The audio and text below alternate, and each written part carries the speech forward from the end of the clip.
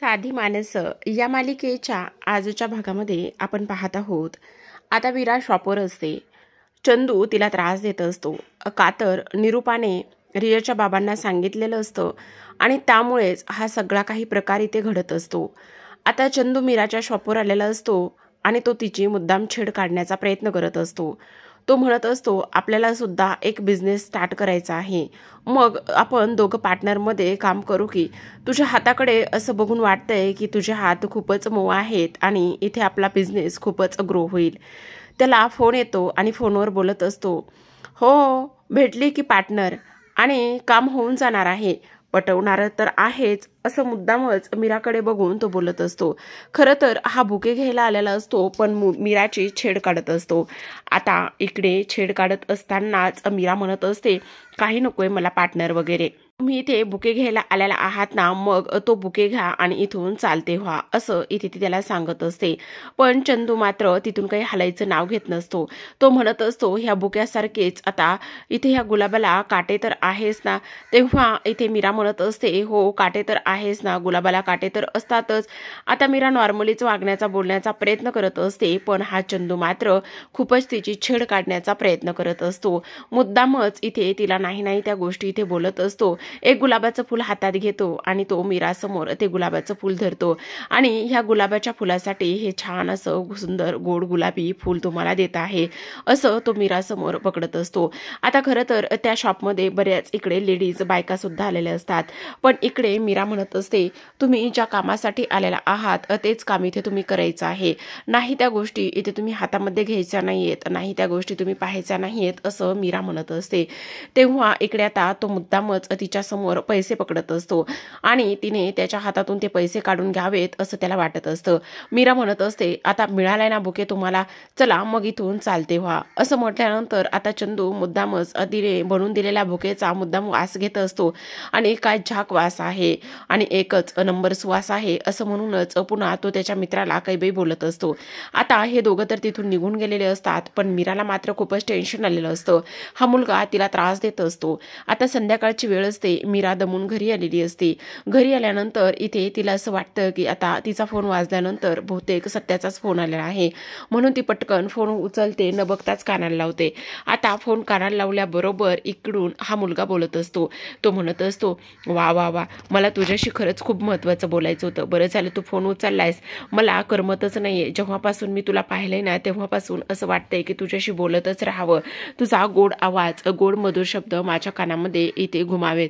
तेव्हा मीरा म्हणत असते, तुझी हिंमत कशी झाली मला फोन करण्याची आणि तुझा नंबर माझ्याकडे कसा?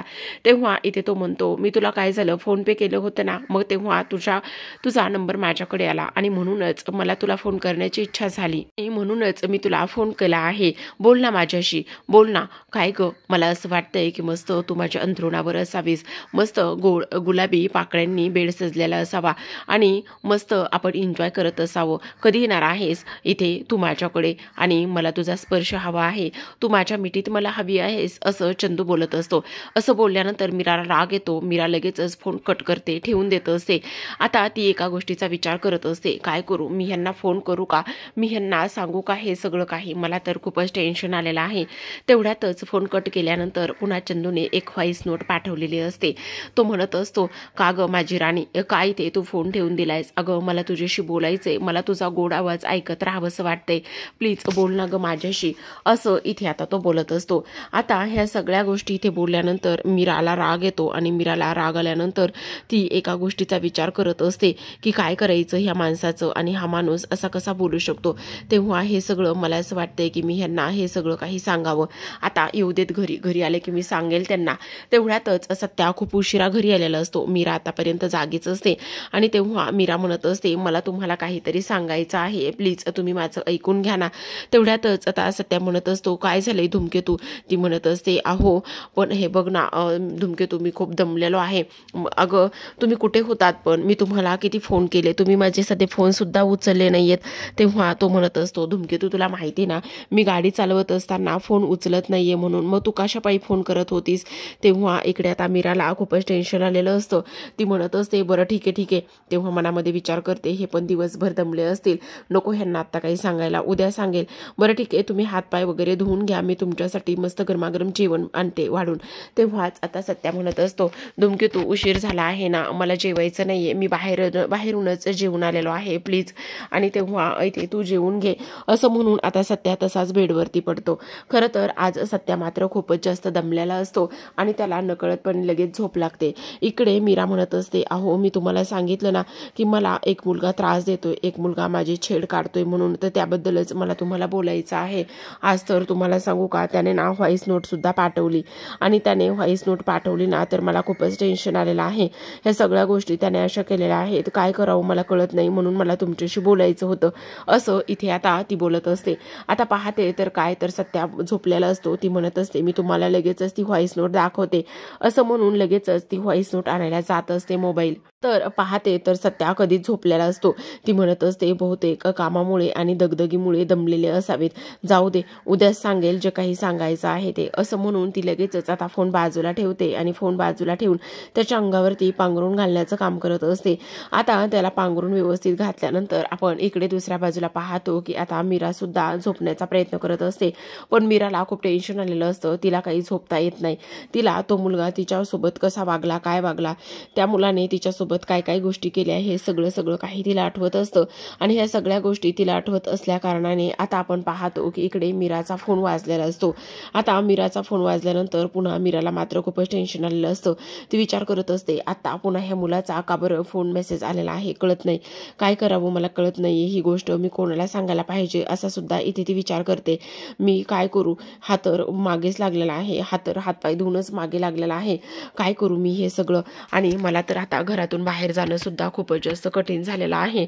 ही जर गोष्ट इथे घरातल्यांना समजली तर ही घरातली लोक माझ्यावर नाही ते आरोप माझ्यावर करतील, काय करू मी, कोणाला सांगू, असा मीरा विचार करत असते. आणि तेव्हाच ती पुन्हा उठते आणि पुन्हा उठल्यानंतर बाहेर येण्याचा प्रयत्न करत असते, कारण त्या मुलाने मेसेज केलेला असतो की आत्ताच्या आत्ता तू बाहेर येऊन मला भेट, मी बाहेर आलेलो आहे. तिच्या मनामध्ये असा विचार येतो, जर तो बाहेर आलेला असेल आणि त्याने चंदूने माझं नाव घेतलं तर मग काय सांगायचं घरच्यांना, नको मीच जाऊन बाहेर बघते असं म्हणून आता मीरा बाहेर येते. बाहेर आल्यानंतर बेल वाजलेली असते. तेवढ्यातच इकडे दुसऱ्या बाजूला सत्या हा गाढ झोपलेला असतो. मीराच्या मनामध्ये मात्र खूप सारे प्रश्न निर्माण झालेलेच असतात.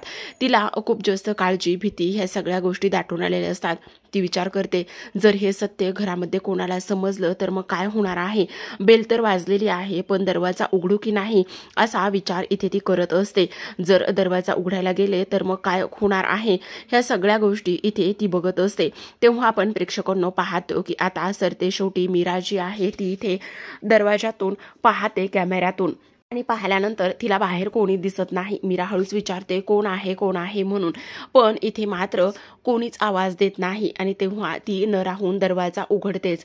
आता दरवाजा उघडल्यानंतर बाहेर पाहते तर कोणीच नसतं आणि बाहेर 2 पाऊलं येते तर कोणी दिसत नाही. पण समोर मात्र एक तिनेच बनवलेला जो बुके असतो गुलाबांच्या फुलांचा, तो बुके तिला दिसतो. आणि तो बुके दिसल्यानंतर ती पटकन तो बुके हातामध्ये घेते आणि हातामध्ये घेऊन दरवाजा बंद करून घेण्याचं काम करत असते. पटकन आता आतमध्ये येते आणि आतमध्ये आल्यानंतर लाईट्स ज्या ऑन असतात त्या ऑफ करते आणि पटकन बेडरूममध्ये जाण्याचं काम करते. आता मीरा तो बुके घेऊन जाताना आजीने तिला पाहिलेलं असतं. आता आजींना असं वाटतं की मीरा अशी का चाललेली आहे, का अशी करते, मला काहीच कळत नाही. आणि तेव्हा आता मीरा लगेचच तो बुके घेते आणि तिच्या खोलीमध्ये येते. खोलीमध्ये आल्यानंतर तो बुके ती ठेवून देते. त्यावर लगेचच आता इथे त्याचा पुन्हा मेसेज आलेला असतो आणि तो मेसेज वाचून मीरा खूपच हैराण होत असते. तो बुके ठेवते पण आता काय करायचं काय नाही ह्या गोष्टी तिला कळत नसतात. बापरे, हे सगळं खूपच विचित्र आहे असं तिला वाटतं. हा मुलगा मला फसवतोय, हा मुलगा माझ्यासोबत जवळीक येण्याचा प्रयत्न करतोय, मला हे कोणाला तरी सांगायला हवं असा मीरा विचार करत असते. तर इकडे आजींना मात्र खूपच मोठा प्रश्न पडतो की मीरा अशी चोर पावलांनी कुठे गेली होती. खरं तर आजींचा मीरावर पूर्ण विश्वास असतो, पण तरी सुद्धा मीराबद्दल सगळ्या काही शंका कुशंका त्यांच्या मनामध्ये असतात आणि मीराने हे सगळं असं करायला नकोय असं सुद्धा त्यांना वाटतं. वाटतं. खरं तर आजी आता ह्या सगळ्या गोष्टींचा सत्याच्या मदतीने सोक्षमोक्ष लावणारच असतात. त्याचबरोबर आपण पाहतो की मीरा आता अंथरुणावर येऊन बसलेली असते. तेवढ्यातच पुन्हा त्या मुलाचा फोन येतो आणि त्या मुलाचा फोन आल्यानंतर इथे मीरा म्हणत असते, काय चाललेलं आहे तुझं? तू असं हे समज का करतोयस? मी तुला सांगितलं ना मला तुझ्याशी नाही बोलायचंय, तू असं का करतोयस? आता पुन्हा मला फोन करू नकोस. तेव्हा इकडून तो मुलगा म्हणत असतो, अगं माझी लाल लाल मिरची, मी तुला कसं नाही फोन करणार? तुला तर मला फोन करायलाच हवंय. मला तुझं बोलणं खूप ऐकावंसं वाटतंय आणि मला तुझ्याशी बोलल्याशिवाय जमतच नाही. मी म्हटलं होतं ना तू मला नक्कीच भेटशील आणि माझा फोन नक्कीच उचलशील. सांग ना आपण कधी भेटायचे? ये ना तू माझ्याकडे, मला तुला भेटायचं आहे, मला तुझ्याशी बोलायचं आहे. आणि तू का अशी माझ्यापासून लांब लांब जातीयस? मग हे बघ ना, तू मला खूप आवडतीयस आणि तू माझ्याशी बोल ना, आपण उद्या भेटूयात का? आता बघ, जिथे मी जाईन ना तिथे फक्त आणि फक्त तूच असणार आहेस आणि जिथे तू असशील ना तिथे फक्त आणि फक्त मीच असणार आहे. अगं मीरा, असं म्हणूनच तो मुद्दाम तिची छेड काढत असतो. इकडे मात्र मीरा आता खूपच वैतागलेली असते. त्याला तिचा खूप राग येत असतो. मीरा खूप म्हणत असते, तुझं हे काय चाललेलं आहे? ही नाटकी बंद कर आणि इथून पुढे मला तू फोन सुद्धा करायचा नाहीये. तेव्हा तो म्हणतो, बापरे, तो राग किती, तो नखरा, आणि तू रागवली तर किती गोड दिसतेस आणि तुझं हे गोड हसणं मला खूपच आवडतंय बघ, असं म्हणून तो हसायला लागलेला असतो. तर आता प्रेक्षकांनो, दुसऱ्या दिवशी सकाळची वेळ असते आणि दुसऱ्या दिवशी सकाळची वेळ असताना इथे मात्र जो काही इथे रियाचे बाबा आहेत ते इकडे चंदूला भेटलेले असतात आणि ते चंदूला भेटल्यानंतर इथे म्हणत असतात, तुम्ही अजिबातच काळजी करू नका. इथे ज्या काही गोष्टी व्हायच्या आहेत त्या अगदीच आपल्याला पाहिजे त्याच पद्धतीने होणार आहेत. आणि बघा आता इथे ती जेव्हा जेव्हा घराच्या बाहेर पडेल ना तेव्हा सगळीकडे फक्त आणि फक्त तिला इथे मीच दिसणार आहे. जिकडे जाईल तिकडे फक्त आणि फक्त इथे तिला हा चंदूच दिसणार आहे. त्यामुळे ती दुकानाकडे काय तर कुठेच फिरकणार नाही, असं सुद्धा आता इथे तो बोलत असतो. तेव्हाच आता इकडे निरूपाचा त्याला फोन आलेला असतो आणि निरूपाचा फोन आल्यानंतर तो म्हणत असतो, हा निरूपा वहिनी बोला ना, कसं काय फोन केला? तेव्हाच निरूपा म्हणत असते, अहो तुमचं हे सगळं काय चाललेलं आहे आणि तुम्ही काय करणार आहात की नाही? आता निरूपाला ते म्हणतात, तुम्ही वहिनी अजिबात काळजी करू नका. बघा आता मी काय करतोय आणि कशा पद्धतीने ह्या सगळ्या गोष्टी करतोय. आता तुम्ही अजिबात काळजी करू नका. ती मीरा आता दुकानात अजिबात बाहेर पडणार नाही आणि जर ती बाहेर पडली तर अजिबात तिचं दुकान सुद्धा चालणार नाही, याची सगळी काळजी आम्ही घेतलेली आहे, असं सुद्धा आता इकडे ते सांगत असतात. तेव्हा निरूपा म्हणत असते, नेमकं काय केलेलं आहे तुम्ही? त्यावरच ते म्हणतात, तुम्ही नका काळजी करू, ती दुकानाच्या बाहेर पडणार नाही याची पूर्ण खबरदारी आम्ही घेतलेली आहे आणि तुम्ही अजिबातच काळजी करू नका, असं सुद्धा आता इथे ते बोलत असतात. आता तेवढ्यातच इकडे रिया आलेली असते. रियाने इथे हिचं थोडंसं बोलणं ऐकलेलं असतं आणि रिया म्हणत असते, काय चाललेलं आहे आणि तुम्ही कोणाबद्दल बोलत होतात? तुम्ही बोलत होतात की सून बाहेर पडता कामा नये वगैरे. मी आता सून हा शब्द ऐकलेला आहे, खरं खरं सांगा तुम्ही कोणाबद्दल बोलत होता? तेव्हा आता मात्र इकडे निरूपाची चांगलीच धांदल उडालेली असते. निरूपाला काय बोलावं काय नाही ह्या गोष्टी अजिबात समजत नसतात. ती म्हणत असते, सगळं हे काय आहे?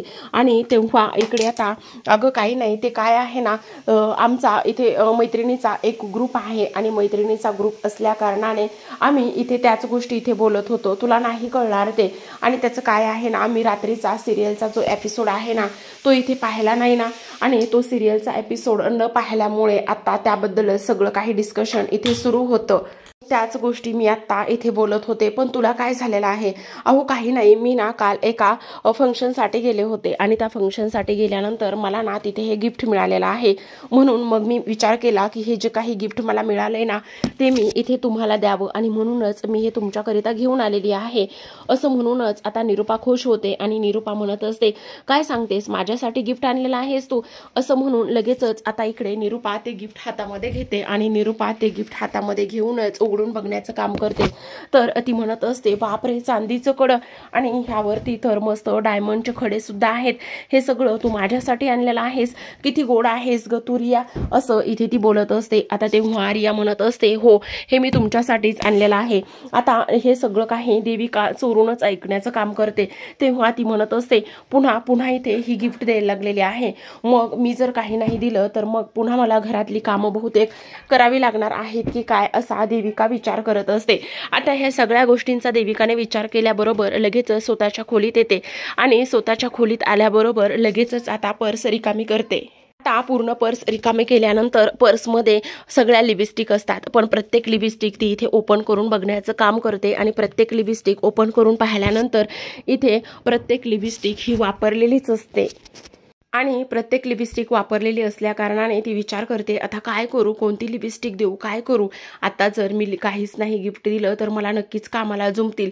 पण आता तिच्याकडे एक आयडिया असते. एक लिपस्टिक तिला सापडते आणि म्हणते, आता हीच लिपस्टिक मी देऊ शकते. तर आपण पाहतो की इकडे निरूपाने रियाला मिठी मारलेली असते आणि ती म्हणत असते, माझा तर विश्वासच बसत नाही की तू माझ्या घरची सून होत आहेस आणि इथे माझ्या रवीची तू बायको आहेस.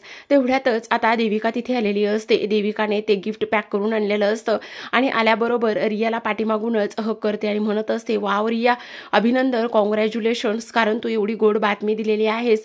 तेव्हा रिया म्हणते, कसली गोड बातमी, अगं असं काय, तू आई होणार आहेस ना, अगं असं काय करतेस, आत्ता कुठे आमचं लग्न झालेलं आहे आणि लगेचच काय गं, कुठे आई वगैरे, मग काय कसली गोड बातमी दिलेली आहेस, मग गिफ्ट वगैरे कसले वाटतेस.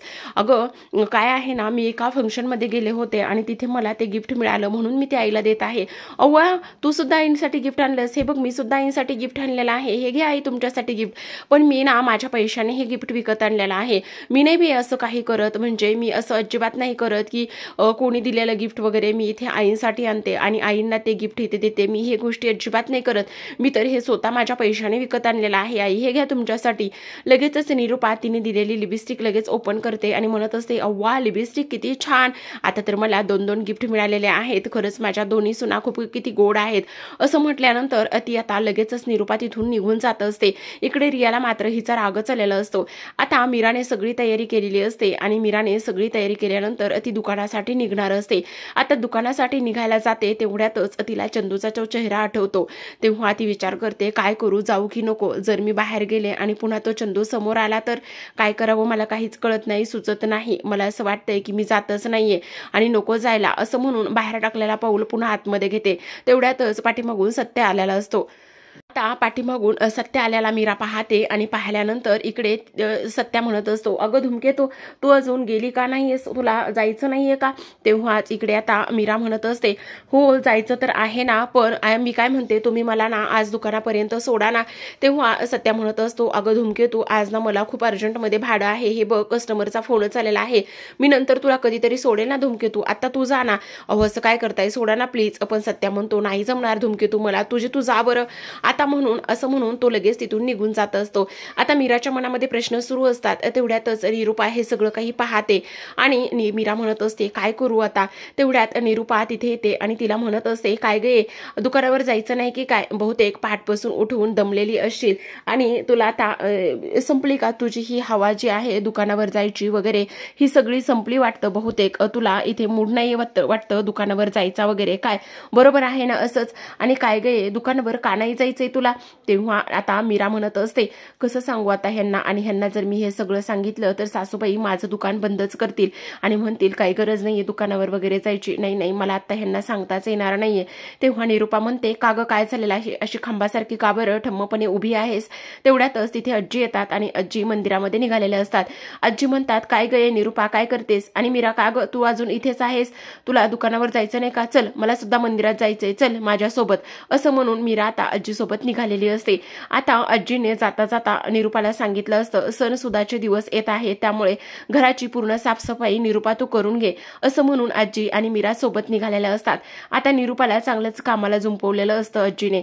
तर आता प्रेक्षकांनो, इथे आजच्या भागामध्ये एवढं. उद्याचा भाग खूपच कमाल धमाल आणि इंटरेस्टिंग होणार आहे, कारण उद्याच्या भागामध्ये आपण पाहत आहोत की आता ती जी काही चंदू आणि त्याची गुंड जी आहे ती मीराची छेड काढत असतात. तो म्हणत असतो, अगं हा काळा धांका बांधण्यापेक्षा इथे मी दिलेली चेन, हे सोन्याचं मंगळसूत्र, सोन्याची चेन तू गळ्यामध्ये घाल ना.